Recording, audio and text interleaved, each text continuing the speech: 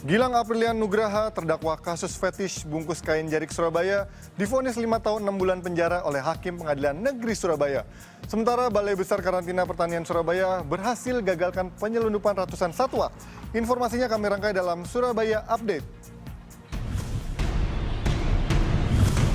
Balai Besar Karantina Pertanian Surabaya berhasil menggagalkan penyelundupan 633 ekor burung dan kura-kura asal Makassar yang akan diperjualbelikan di wilayah Surabaya.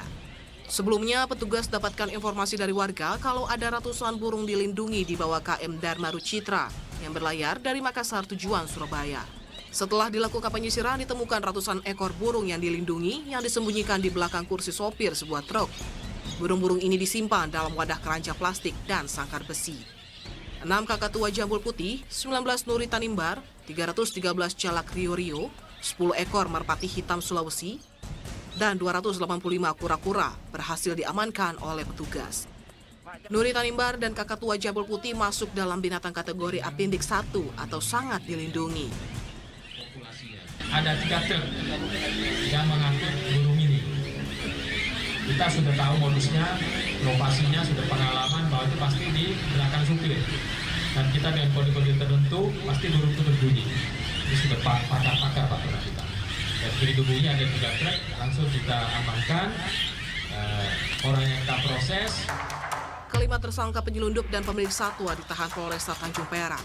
Sementara seluruh satwa dilindungi ini akan jalani masa karantina di BKSDA Jawa Timur sebelum dilepas liarkan ke habitat aslinya.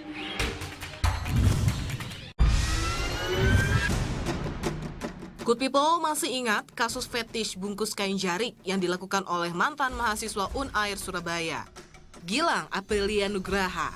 Kasus yang terungkap pertengahan 2020 lalu ini memasuki babak sidang putusan di Pengadilan Negeri Surabaya Rabu kemarin.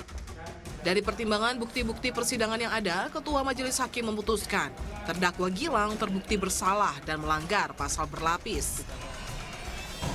Menyatakan terdakwa Gilang Aprilian Nugraha Pratama terbukti secara sah dan meyakinkan bersalah melakukan tindak pidana dengan sengaja dan tanpa hak mengirimkan informasi elektronik yang berisi menakut-nakuti yang ditujukan secara pribadi dan berbuat dan tindak pidana pencabulan terhadap anak dan dengan kekerasan memaksa seseorang melakukan perbuatan kabur. Terdakwa divonis dengan hukuman 5 tahun 6 bulan penjara serta denda 50 juta rupiah atau tambahan kurungan 3 bulan penjara jika terdakwa tidak mampu membayar denda.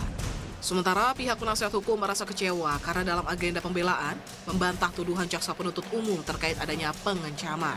Penasehat hukum punya waktu 7 hari untuk melakukan langkah hukum berikutnya. Didik Setiabudi Yudawardana melaporkan untuk NET.